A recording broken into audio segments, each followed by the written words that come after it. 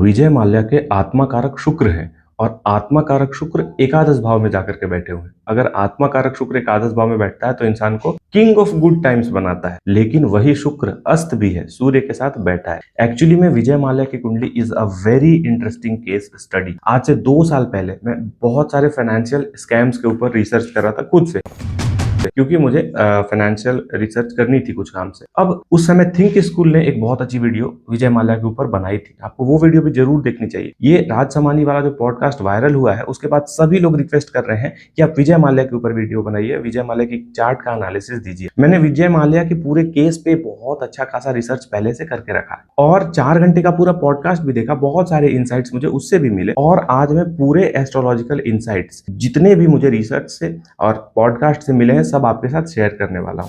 सबसे पहले हम लोग स्टार्ट करते हैं राज समानी के पॉडकास्ट में बोले गए कुछ क्लेम्स के साथ। सबसे पहला क्लेम कि मैंने एक भी रुपए कर्जा नहीं लिया था और मैं केवल एक गारंटर बना था।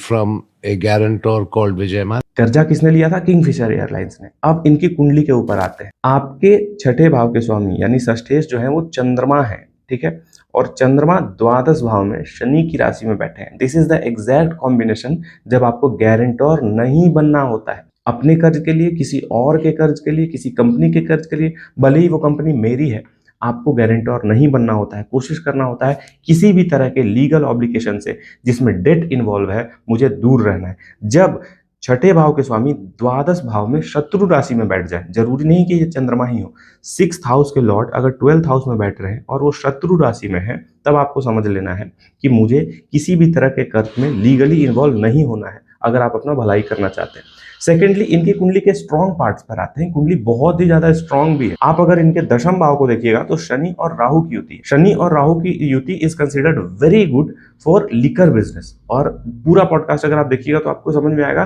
कि लिकर बिजनेस में इन्होंने अंधा पैसा बनाया है। बट वन मोर थिंग, एक और प्लैनेट है जो लिकर बिजनेस में इन्वॉल्व है और ये बहुत ही रेयर है। बहुत लोगों को लगता है कि शुक्र इन्वॉल्व होगा लिकर बिजनेस में या फिर राहु इन्वॉल्व होगा लिकर बिजनेस में, लेकिन सरप्राइजिंगली बहुत सारे एंशिएंट विचारकों ने माना है कि लिकर से रिलेटेड बिजनेस जो है उसमें चंद्रमा का एक अहम योगदान होता है। जितनी भी चीजें फर्मेंट होती हैं, जितनी भी चीजों को फर्मेंट किया जाता है, ब्रूअरी से रिलेटेड, स्पिरिट से रिलेटेड मोस्ट चीजें, उसके लिए चंद्रमा का पोजीशन बहुत इंपॉर्टेंट है। अब इनके चंद्रमा कर्ज के मामले में तो बहुत कॉम्प्लिकेटेड थे, लेकिन एट द सेम टाइम द्वादश के चंद्रमा विदेशी शराब के बिजनेस में इंसान को सक्सेस दिलाते हैं, ठीक है। और आपको पता है कि इनका ग्लोबल चेन था शराब के बिजनेस में और लिटरली उन्होंने अंधा पैसा बनाया है इसमें। तो शराब का बिजनेस अच्छा चल रहा था, बहुत बढ़िया चल रहा था। प्रॉब्लम क्या हुई कि एविएशन में आ गए, एविएशन में आ गए, किंगफिशर कंपनी खोल दी। अब यहां पर भी एक कैच है, जब आप गूगल पे जाकर के सर्च करिएगा which planet is the significator of aviation, तो आपको मिलेगा राहु।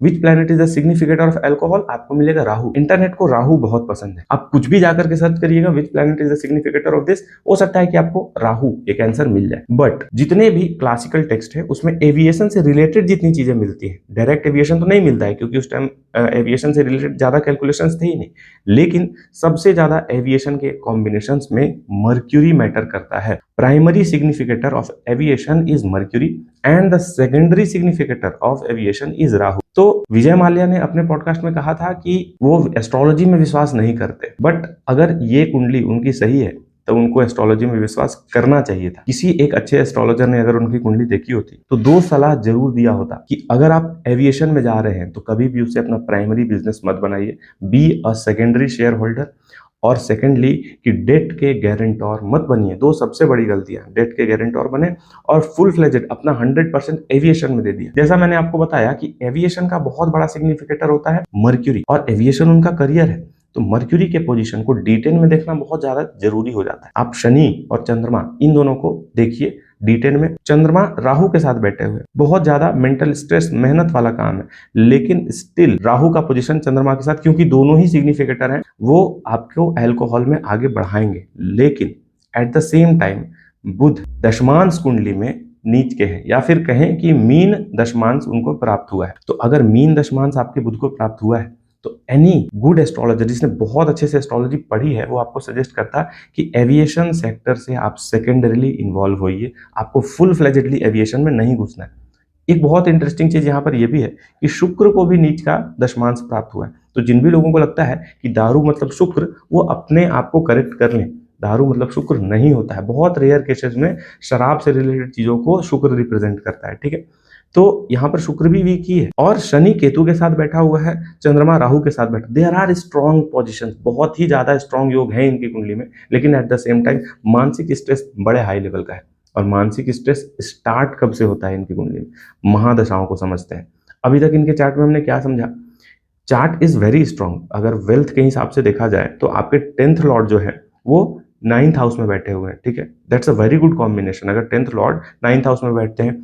और वहीं पे अगर एक और कॉम्बिनेशन देखा जाए कि 5th लॉर्ड कहां पर बैठे हुए हैं? 11th हाउस में बैठे हुए हैं, ठीक है। 7th लॉर्ड कहां पे बैठे हैं? 11th हाउस में। 5th लॉर्ड का 11th हाउस में बैठना is considered very auspicious in terms of wealth. 10th Lord का 9th हाउस में बैठना is considered very auspicious in terms of wealth. साथ ही साथ 7th लॉर्ड का 11th हाउस में बैठना is considered very auspicious in terms of business. और ये तीन के तीनों योग इनकी कुंडली में है, तो that's a very strong chart in terms of wealth. लेकिन मेंटल हेल्थ और स्ट्रेस के मामले में this is not a very good chart, ठीक है। मानसिक उतार चढ़ाव लगातार इनके जीवन में बना रहा होगा। और वहीं पे डेट के मामले में खास करके, जैसे उन्होंने बोला आई वॉज अ गारंटोर, खास करके आपको गारंटोर ही नहीं बनना था। और एक बहुत ही इंपॉर्टेंट चीज इनकी कुंडली में समझते हैं, शनि की महादशा में ही इनकी कुंडली में सारे कांड हुए हैं, ठीक है। शनि मंगल की राशि में बैठे हुए हैं, ठीक है। अब आपको यह समझना होगा कि जब भी आप कोई बिजनेस करते हैं, एक बहुत बड़ा मुद्दा यह था कि आपने अपने एम्प्लॉयज को सैलरी नहीं दी। शनि एम्प्लॉयज का ही कारकत्व रखते हैं, शनि कर्मचारी है, शनि दास है आपका, ठीक है। आपको पता है कि शनि दास होता है, जो भी एस्ट्रोलॉजी पढ़ रहे हैं समझ रहे हैं उनको पता होता है कि शनि दास को रिप्रेजेंट करता है। अब आपको यह समझना होगा कि अगर आपने सैलरी नहीं दी है अपने एम्प्लॉयज की, तब तो गड़बड़ होने वाली है आपकी लाइफ में। और दूसरा, शनि बहुत ज्यादा हम्बलनेस को प्रेम करते हैं। जो व्यक्ति बहुत ज्यादा ग्राउंडेड रहता है, बहुत ज्यादा हम्बल रहता है, बहुत ज्यादा शो ऑफ नहीं करता है, वैसे लोगों को पसंद करते हैं। और अपने बर्थडे में इतनी बड़ी पार्टी देना, सबको चीख चीख करके बताना कि मैं जो चाहूं कर सकता हूं, ठीक है, मेरी मर्जी, ऐसे पोजीशन पे अपने आप को दिखाना, भले ही आपने उसका कोई भी रीजन दिया हो। पॉडकास्ट में उन्होंने बहुत अच्छे से एक्सप्लेन किया है, जिसे समझने के लिए भी आपको टेक्निकल नॉलेज चाहिए होगा।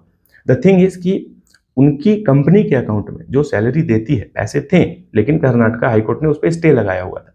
अब ऑब्वियस सी बात है कि अगर आपकी मल्टीपल कंपनीज हैं, तो आप दूसरे कंपनी के प्राइमरी अकाउंट को ये नहीं बोल सकते हो कि आप मेरे दूसरे कंपनी में जा करके सबको सैलरी दे दो। एक कॉमन अकाउंट होता है और उसी से सबको सैलरी दी जाती है, ठीक है। अब उसी अकाउंट से आपके सारे एम्प्लॉयज को सैलरी दी जाएगी, ये फिक्स है, क्योंकि उसी अकाउंट में डिटेल्स हैं। जो भी पेमेंट का गेटवे होता है कि एक ही साथ सभी को सैलरी चली जाए, वो है, उसमें पैसे भी हैं। लेकिन हाईकोर्ट ने उस पर रोक लगा दिया, ठीक है। अब मैं ये नहीं बोल रहा हूं कि हाईकोर्ट ने रोक लगा करके सही किया, गलत किया, लीगल मैटर्स क्या थे, बट रोक लगा दिया। और ऐसे सिचुएशन में अगर आप अपने पैकेट से भी पैसा फिर से उस अकाउंट में डालेंगे कि सैलरी दे देते हैं, तो वो डाला हुआ पैसा भी ब्लॉक हो जाएगा। अगर 500 करोड़ है, आप 100 करोड़ और डाल देते हैं तो 600 करोड़ ब्लॉक हो जाएगा। 100 करोड़ और डाल देते हैं तो 700 करोड़ भी ब्लॉक हो जाएगा। तो आपके पास एक ही ऑप्शन बचता है कि आप लिफाफा में पैसा पैक करें और जाके एम्प्लॉयज को हाथ हाथ में पैसे दें, यही आपके पास एक ऑप्शन है। तो ये टेक्निकली उन्होंने बहुत अच्छे से एस्टेब्लिश कर दिया। अगर आपको इतना फाइनेंस समझ में आता है तो ये चीज आपको समझ में आ जाएगी। लेकिन कोर्ट ने स्टे क्यों लगाया, कोर्ट ने सही किया या गलत किया, इस डिबेट में मैं नहीं पढ़ना चाहता हूं। मैं तो एस्ट्रोलॉजी पे वीडियो बना रहा हूं। बहुत ज्यादा फाइनेंस पे जाऊंगा तो ये टेक्निकल हो जाएगा। मैं आपको हाईली रिकमेंड करूंगा कि जिन्होंने भी पॉडकास्ट देखा है या फिर जिन्होंने नए विजय माल्या के केस के बारे में सुना है, थिंक स्कूल एक बहुत अच्छा यूट्यूब चैनल है और उन्होंने 2 साल पहले एक वीडियो बनाई थी जिसमें बहुत अच्छी केस स्टडी दी हुई थी। उसी टाइम मैंने ज्यादा रिसर्च किया था एक्चुअली विजय माल्या के केस पर, ठीक है। तो उस वीडियो को भी जरूर देखिएगा।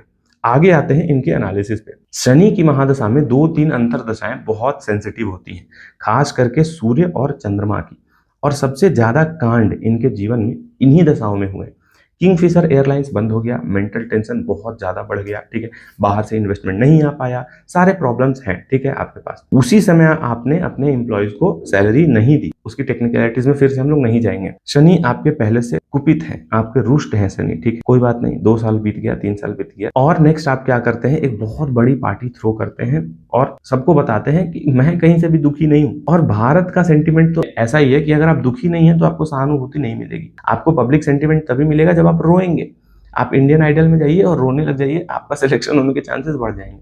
जो व्यक्ति दिखा रहा है कि मैं एक बिजनेस में फेल कर गया, उसके बाद भी मैं ओवरऑल लाइफ में फेल नहीं किया हूं, मैंने बहुत सारी चीजें अभी भी स्टैब्लिश करके रखी है, मेरे पास अभी भी पैसे हैं, ठीक है। तो उस व्यक्ति को सेंटिमेंट्स तो कभी नहीं मिलेंगे, उससे सेंटिमेंट्स हमेशा नेगेटिव ही मिलेंगे। अगर आप इंडिया में खास करके ये शो ऑफ कर रहे हैं ना कि मेरे पास पैसा है, तो सावधान हो जाइए।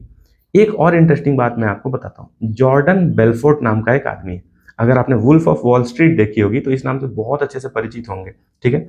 अब वुल्फ ऑफ वॉल स्ट्रीट का जो एक तो मूवी बहुत ही कल्ट क्लासिक मूवी है, लेकिन ये मूवी 100% रियलिटी है। जॉर्डन बेलफोर्ट था, एक सीरियल ऑफेंडर था। उसने ऐसे ऐसे स्कैम्स किए हैं फाइनेंस की दुनिया में, ऐसे ऐसे स्कैम्स किए हैं कि मतलब क्या ही कहा जाए। अगर आप वो मूवी देखेंगे तो पता चलेगा, या आप कभी केस स्टडी पढ़ेंगे तो पता चलेगा। बट द रियलिटी इज कि बहुत छोटी सी सजा काट करके जॉर्डन बेलफोर्ट ने बुक लिख दिया, वुल्फ ऑफ वॉल स्ट्रीट, और फिर से फेमस हो गया। बुक से भी रॉयल्टी अच्छा खासा कमाया, और आज भी जॉर्डन बेलफोर्ट कोर्सेज बेचता है और लोग उसके कोर्सेज खरीदते हैं। और so many people in America see him as a hero. लोग उसे हीरो के जैसा देखते हैं, जबकि उसने और भी बहुत सारे क्राइम किए थे, बहुत सारे डायरेक्ट फाइनेंशियल फ्रॉड में इन्वॉल्व था। विजय माल्या उसके कंपैरिजन में बच्चे हैं, अगर जॉर्डन बेलफोर्ट से कंपेयर किया जाए तो। लेकिन इट इज इंडिया। और मैं ये बिल्कुल स्टैब्लिश नहीं कर रहा हूँ कि एक इनोसेंस इंसान है, बिल्कुल देव मानुस है, बिल्कुल नहीं। मैं कहीं से भी ये स्टैब्लिश कर भी नहीं रहा हूँ, और मैं कर सकता भी नहीं हूँ। ये काम कोर्ट का ही है, और ये काम इंडियन अथॉरिटीज का ही है। मैं कुछ इनसाइट्स दे रहा हूँ केवल, और एस्ट्रोलॉजिकल एनालिसिस कर रहा हूँ। अब एक व्यक्ति जिसके शनि पहले से ही रुष्ट है, क्योंकि आपने एम्प्लॉय की सैलरी नहीं दी है, और शनि एक तो चाहते हैं कि आप हम्बल रहें, अब आप बहुत बड़ा शो ऑफ करते हैं, तो इन टर्म्स ऑफ शनि आपके पाप का घड़ा तो भर गया, ठीक है। अब आपको बहुत जल्द कुछ उपाय करना होगा, नहीं तो आप बहुत बुरे फंसने जा रहे हैं। जस्ट उसके बाद वो इंडिया से बाहर चले जाते हैं। उसको भी उन्होंने पॉडकास्ट में बहुत अच्छे से स्टैब्लिश किया है कि वो एक प्री प्लान्ड विजिट था, उसके बाद मेरा पासपोर्ट रिवोक कर दिया गया, इसीलिए मेरे पास केवल एक ऑप्शन था कि मैं बस इंडिया वापस आ सकता हूँ और कुछ नहीं कर सकता हूँ, और अगर इंडिया वापस आ गया तो फिर कहीं नहीं जा पाऊंगा। तो टेक्निकली जब आप बहुत डीपली इनकी केस को एनालिसिस करिएगा तो आपको ये समझ में आएगा कि सही गलत is a very grey area. लेकिन मोस्ट ऑफ द पीपल अगर सेम इनकी पोजीशन में रहा होता तो मे बी एक सही डिसीजन लिया होता, और काफी सारे लोगों ने यही काम सेम किया होता जो इन्होंने किया है। कहीं से भी मैं ये स्टेब्लिश नहीं करना चाह रहा हूं कि ये व्यक्ति एक देव मानुस है या शरीफ है। मैं केवल एस्ट्रोलॉजी सिखा रहा हूं, ठीक है। अगर शनि आपके करियर से बहुत ज्यादा कनेक्टेड है, अगर शनि आपके दशम भाव में बैठे हुए हैं, पहली बात, एम्प्लॉयज की सैलरी तो आपको हमेशा देनी है। आप कर्ज लेकर के दे दीजिए, आप अपने घर के गहने बेच करके दे दीजिए, लेकिन आपको एम्प्लॉयज की सैलरी तो देनी है। दूसरा बात कि बहुत ज्यादा शो ऑफ नहीं करना है। I have seen so many businessman जो कल चाहें तो जाकर के 5 ऑडी खरीद लें, 5 BMW खरीद लें एक बार बिना कुछ सोचे, दे स्टिल वो स्विफ्ट में घूमते हैं, ठीक है, ह्यूंडई की किसी गाड़ी में घूमते हैं, क्योंकि उन्हें शो ऑफ नहीं करना है, किसी के सामने शो ऑफ नहीं करना है। एक तो टैक्स डिपार्टमेंट भी है आपका, लेकिन ओवरऑल भी जिस व्यक्ति के अंदर बहुत बड़ी लालसा होती है कि मुझे खुद ही शो ऑफ करना है, एक तो आपका मार्केटिंग है, ठीक है, आपने बहुत बोला कि मुझे मार्केटिंग के कारण शो ऑफ करना था, but birthday was not marketing, वो तो पर्सनल ब्रांडिंग ही था। तो इस पूरी कुंडली से हमें क्या इंसाइट्स मिलते हैं, आइए सम अप करते हैं।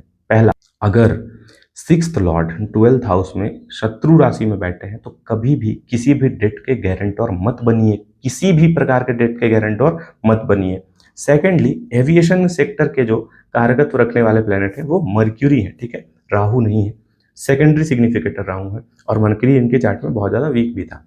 थर्डली, हमें ये समझना होगा कि अगर शनि आपके कर्म भाव से डायरेक्टली कनेक्टेड है तो एम्प्लॉयज की सैलरी तो आपको कैसे भी देनी है। और फोर्थली, कि अगर शनि आपके कर्म भाव से कनेक्टेड हैं तो आपको कभी भी बहुत ज़्यादा शो ऑफ नहीं करना है। There are an number of mistakes. ये वीडियो और भी लंबी बन सकती है, लेकिन अगर आप इतना चीज़ समझ रहे हैं तो आपको विजय माल्या के केस के बारे में बाकी लोगों से फिर बहुत अधिक पता है। मैं इनके बर्थ डिटेल्स को भी पिन कर दूंगा वीडियो में ही कहीं, और आप इनके चार्ट बना करके खुद भी एनालिसिस कर सकते हैं। या फिर अगर आपको कुछ क्वेश्चंस हो तो आप कमेंट बॉक्स में पूछ सकते हैं, मैं ज़्यादा से ज़्यादा क्वेश्चंस को आंसर करने का प्रयास करूंगा। या फिर आपको अपनी कुंडली का विश्लेषण कराना हो तो आप दिए गए नंबर पर संपर्क कर सकते हैं। धन्यवाद।